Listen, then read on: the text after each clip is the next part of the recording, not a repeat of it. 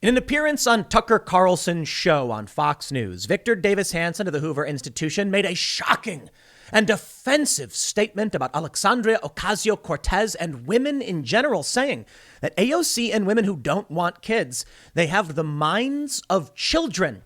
Wow, that is shocking and kind of true, but it's not just about AOC or women who don't have kids. It's just about millennials. So this is an important point I think many of these conservatives should point out, because they're in a prime position to point this out. Let's not make this about tribalism and we don't like Ocasio-Cortez, so we're going to insult her. Honestly, I don't even blame her for her situation in life and the choices she's made. Not that people have to make specific choices, but if you look at life and how people have traditionally behaved and developed, there is a general idea of maturity. And it's not about some traditional view like conservatism or anything like that. I'm saying quite literally, like, humans have families, they have kids, they produce things, they provide things, they do things, and we're not doing that anymore. And I wonder about this. It really is that we're experiencing what Victor Davis Hanson calls prolonged adolescence. I believe that's the phrase he uses. But it's millennials in general. It's across the board. It is men and women alike. Look, there are certain right-wing politicians who don't have families either. Now, why is this happening? Well, perhaps because millennials are stunted, and perhaps it's breeding something really dangerous. There's a lot of reasons why millennials may be stunted. For one, the student loan crisis. A lot of people were told to go to college. That was a huge mistake, and I blame boomers. Sorry, boomers. I'm not trying to be mean specifically to any individual boomer, but as a generation, they told young people to go to college. Now we're sitting here debating about stupid things like critical race theory, where they think that one of the core tenets is whiteness is property. Y'all are nuts and racist. But who put these kids in these systems? Now, at a certain point, an individual needs to recognize their own faults, but when their worldview has been crafted in a specific way, they don't realize they are permanent children. It's kind of unfortunate. Millennials were raised and told to do things. They did it. They took out loans. They went to school. The loans buried them in debt they can't dream of paying back. And they had no idea. Come on, dude's 18, ladies 18. They don't know what any of this stuff is. They're doing as the leaders of the current culture are telling them to do. And now they're screwed over by it. Sure, I don't know if it makes sense to just bail out all of these college kids, because they are going to move on. They're going to go on to become the highest income earners in the country on average. But it's not just about that. It's about the financial crisis. Hey, thanks for the mortgage-backed security crisis, boomers. Again, not an individual. I'm not targeting individual boomers, but I don't think boomers, for the most part, watch this channel. I'm sure there are many of you. And again, not singling any of you out. I assume if you're watching a channel like this, you're aware of what happened. But you get multiple economic crises, and millennials don't have a chance to grow up. More importantly, I think college was one of the biggest mistakes we have ever made, and we got to turn back that clock. Go back. All these kids were indoctrinated with stupid ideas, and now they're indebted and permanent children. But maybe it was worth extracting the value from the system and watching it burn to the ground. It's kind of shocking to me. You know, that was the hippie generation, right? The boomers, weren't they the hippies who were like free love, and now they're the older and extracting the value from the system in many ways. So let's criticize AOC. She deserves criticism, but also I'm going to defend her a little bit. I think we need to point out the problems that we inherited and figure out a way to kind of fix things. So I've got an article from The Atlantic talking about millennials being prolonged children and what that means for us as a society. I kind of think it means the beginning of the end. Seriously. It has a lot to do with production of resources and the current crisis we're experiencing. Oh, man. Can you imagine what it's going to be like when millennials are in their 50s, leaders of industry, producing nothing but demanding everything? It's going to be great, isn't it? Yeah.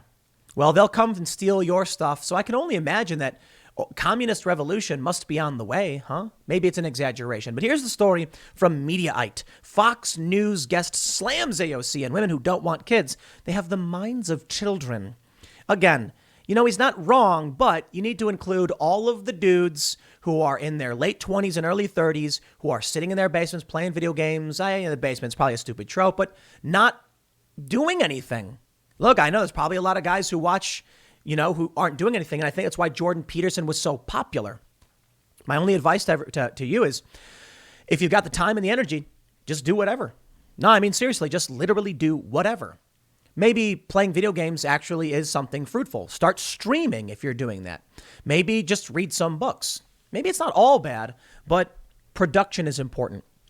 They say Tucker Carlson expressed concern about birth rates in, I love how they put Gilead. Okay. The United States on Thursday night. This is perfect, by the way, because I don't know if you guys watch Freedom Tunes, but he has that, Seamus has that cartoon where it's if the right wing was left wing. And Jordan Peterson's left-wing version is doing a 12-part lecture on The Handmaid's Tale, which is, Gilead, haha. During a discussion about transgender people and pronouns with Victor Davis Hanson of the Hoover Institution, Carlson claimed some on the left are offended by fertility and nature and the idea that people reproduce. After pointing out that people today are waiting longer than previous generations to have kids and buy homes, Hanson blamed the feminist movement and offered up a theory. All right. I'm going to read his theory, but I'm going to point out I also, in some ways, blame feminism. Not completely, but it's the feminism run amok. Because I actually believe in gender equality. I believe women should have every opportunity a man should have, and if they want to choose a house. But there are certain things that go above and beyond in terms of what they're actually advocating for and then pressuring people into. Of course, the feminists always get mad when I bring this up, but yeah, we're going to talk about dating and women in their 30s and their struggles. And I'm going to lay some truth on y'all that's going to piss off all the feminists. But Victor says, our crisis right now is we're not reproducing ourselves. And we're suffering from what? Prolonged adolescence. These children, they have adult bodies, but they have the minds of children. They don't want to grow up. AOC is a good example of a person who's suffering from prolonged adolescence. And she said she doesn't want to have children because of climate change. I don't know if it's because of $1.7 trillion in student debt or the economy, but they just don't want to take off their training wheels and go out, experience life and its adventures and dangers. They say in 2019, Ocasio-Cortez said she had concerns bringing children into the world at this point.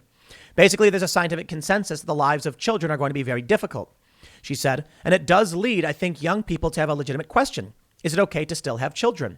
She faced fierce backlash from conservatives at the time, including from Carlson. It's sad, Carlson told Hanson. Even sad for Sandy Cortez, kind of missing the best part.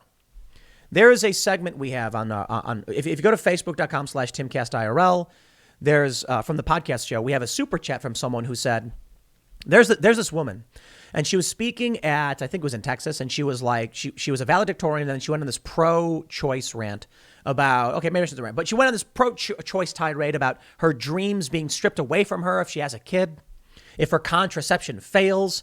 And my first response is like, who's forcing you to go bang dudes? Okay, we'll keep it family friendly, but come on, man. But anyway, I digress. She says her dreams would be stripped away. Well, someone responded that their whole life changed the moment they had a child and saw the face of their newborn child. The only thing they could think about was the future. And that was when when they saw the true dreams of life. Think about the mother hen who is, you've seen the photo, she's standing in the rain drenched, covering her wee little babies. Think about the power and the passion that lies in a parent sacrificing everything for their child.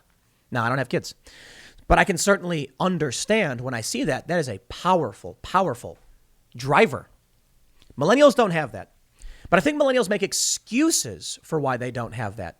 I can only make so many excuses. I don't know. I honestly have no good reason why I don't have kids or why I'm not. I can actually give some really good reasons about marriage, which we'll talk about. What I think's happening now is it's not just about having kids. I think that misses the bigger picture. Several things happened in this country and in our society that stunted millennials in many ways. They are full-grown adults and they aren't going out and about and seeing life for all its adventures. But you look at the politics that this breeds. It's not about just kids. Kids are not having kids is a symptom of what happened to millennials. It's also just culture in general. When I was talking about feminism and why I think this is part of the problem, it's that they've created a pressure. They're making women more masculine, but there's nothing replacing femininity. Now, there is, of course, the trans movement for sure, but it's not the same thing. They're saying women should be CEOs. There's not as much of a pressure on men to be nurses or, to be teachers or to raise kids. The pressure is almost exclusively towards masculinity or traditional masculinity. Meanwhile, they besmirch masculinity as toxic.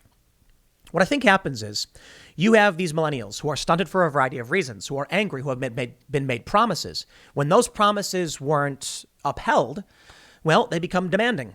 As permanent children, millennials, most of them, not all of them, maybe not even most, but a good portion, many prominent female writers, for instance, they end up being demanding like a child.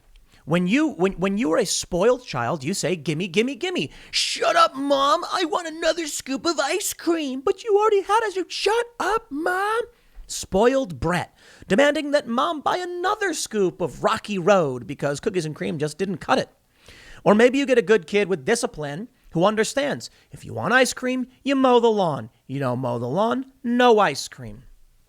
Millennials have become permanent children. I can blame millennials. I can blame the individual for their problems. At a certain point, though, I think it is fair to point out that millennials were raised by other humans. So I can't blame them for anything. I can only point this out and say, it's time to get your act together. Over at The Atlantic, they have a story. Why millennials can't grow up. And this is from only a couple of weeks ago. Today's economic conditions are not just holding millennials back. They're stratifying them, leading to unequal experiences within the generation, as well as between it and other cohorts. Now, I'll put it this way. I'm a millennial. I came from humble means. I'm very successful. I think this is the rule, not the exception. The problem is millennials are told not to try, not to sacrifice, not to work hard. People like AOC and the likes of the DSA tell you you will never succeed, and it's not your fault. It's their fault. It was never anyone's fault for me. I just didn't have stuff. And I remember being young and looking at these other kids I knew and these other people as I was growing up who just grew up wealthy. And I said, if I had an ounce of the opportunity you had, I'd have done so much more. Now it's only that I'm older when I realize it's actually not true. It was a bad thing that many of these millennials had things handed to them. It hurt them. They had no drive, no reason for doing anything. They grew up with TV and video games and bagel bites or Hot Pockets or whatever. And they never had to break a sweat, get their hands dirty, roll up their sleeves. Obviously, they did some work, but I'll put it this way. Many of the millennials that I know, especially based on how I grew up, would consider their lives to have been normal and would consider the things they did to have been hard work. It's just not reality. Hard work is being buck naked in the middle of the woods and trying to figure out where your shelter is going to, building a shelter and finding water and food. We don't have that. You've got to take out the dishes and mow the lawn and do the garbage. It's like, well, I worked when I was a kid, bro. Kind of. You did chores. I get it. But have you experienced real hard work to fight to survive? Have you had to sleep on couches or sleep on park benches? Probably not something we want people to experience. But my point is, I realized the kids who grew up with everything in many ways are the worst off because now they don't know how to maintain that. They're older and they're struggling. The problem is there's so many of them. The good times were breeding weak men that they're just looking at the government and saying, I can force you to steal from them to give to me. That's prolonged adolescence. That is people like AOC. Here's what The Atlantic published. They said, May 13th. A few weeks ago, I met my first millennial grandparent. I was interviewing a woman in her late 30s about President Joe Biden's new child tax credit proposal, and she mentioned that it would benefit not just her two young kids, but her older son's kid, too. The incidental meeting was a reminder both that millennials are getting older and that they are doing so without growing up, at least not in the way that many of them might wish. The woman I interviewed does not own a home, nor is she anywhere close to affording one.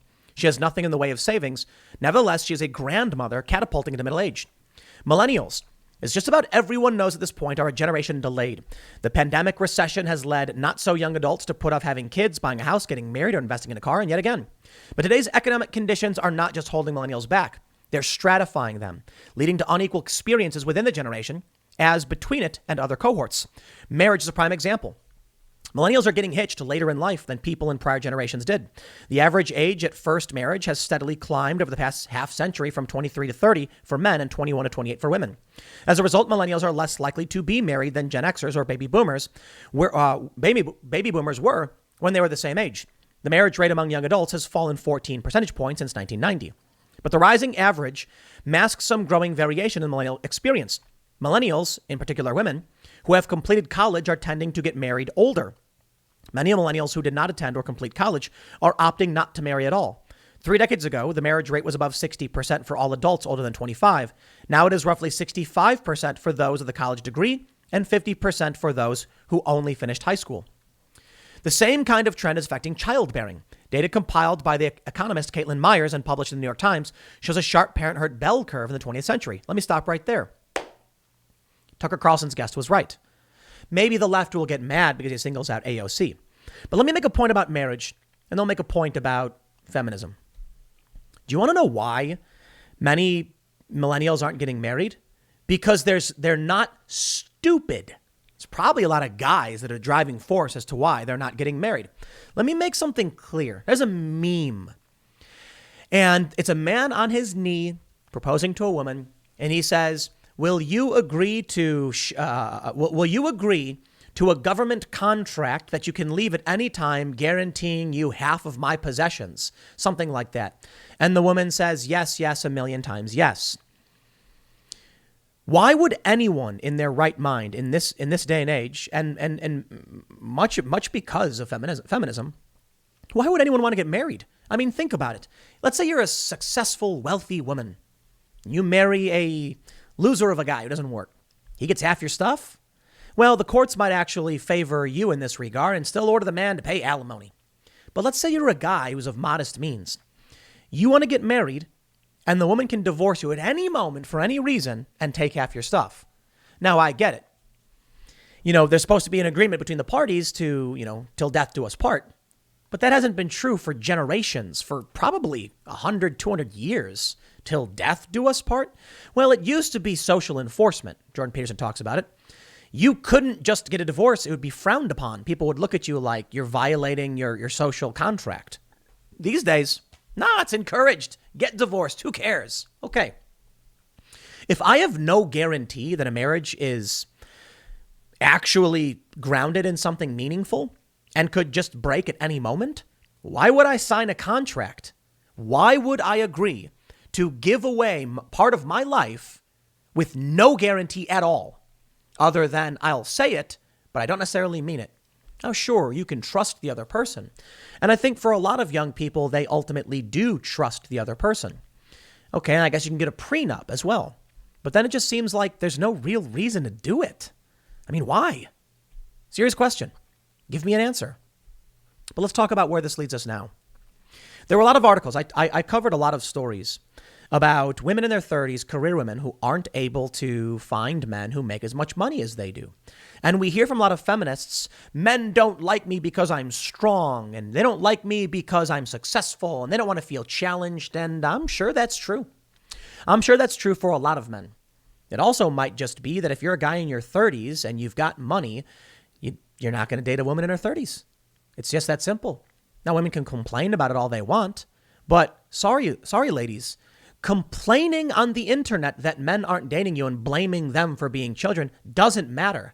You can scream into the void all you want. The data is clear. Now, we can change society. I'm not saying I agree with it, but take a look at OkCupid's data. Men overwhelmingly just want to date 22-year-olds. We had Jack Murphy. He's been on he's on IRL every other week, and he was mentioning that if you're a successful guy and you're, in your late 30s, 40s, whatever, you're going to be dating way younger. Why would you date a woman your own age? Men make that choice. I guess women have a harder time of it because men have an age preference. Now, feminists don't like the idea of an age preference because it's not fair, I guess. I guess that's a harsh reality. Life isn't fair. And men and women are not completely the same. They're very different. Men want young, attractive women. Women want strong, charismatic, and successful men. And if you spend all of your 20s working towards a career, I'm sure you'll find a lot of men who respect you. You're a brilliant scientist. You're a great engineer or a great leader or a great manager. They'll say that's fantastic. But what was it? You ever see the movie Wedding Crashers? Bradley Cooper, I think his name is right, the actor. He's like, I want a wife, not a martyr. I mean, yeah, a lot of guys think that way. And they might not want to say it. Maybe there's a lot of soy boys, who are just very demure and feminine. That's fine. I'm not saying they shouldn't be. By all means, be you, do your thing. But I think on average, if you look at the data, there are guys who are just like, I'm not going to date an older woman who's just a career woman. Sorry, I want a family. So they're not going to do it. You end up with women, and here's the ultimate point. They'll be children forever. I think ultimately what's making millennials into permanent children with prolonged adolescence probably has a lot to do with not needing to provide anything to anyone. It's not just about kids. It could be because you have a kid, you got to make sure your kid's fed. But it's also about doing work to support your family. They don't do that anymore. They leave. Turn 18, bye, take out massive loans, join the institutions. When they get out, they demand the government take care of them. We're not going to function this way. It's not a good thing. So here's where I think this goes. What do you think happens when millennials are in their 50s? What do you think happens when people our age are now the leaders of industry? They're going to demand the government take care of everything for them because they don't want to. The government will then be comprised of people of the same ideology, and they'll become despotic, entitled, petulant children running the government, and they'll beat and imprison anyone who opposes them. I think it's exactly how you get a communist revolution. So maybe then, after 100 years of hard times, you'll get some strong men and the system will collapse and something will change. I don't know for sure, but I can say, while AOC may be in prolonged adolescence, it's not just her. It's many millennials and a lot of men too. My advice, go for a walk. Move to the country, learn how to be self-sufficient, get some chickens, learn how to take care of your animals, start a garden, learn how to farm, learn how to do basic survival stuff. Join a fitness workout program, learn how to skate, something like that. Better yourself. I'll leave it there. Next segment's coming up at 4 p.m. over at youtube.com/Timcast. Thanks for hanging out, and I will see you all then.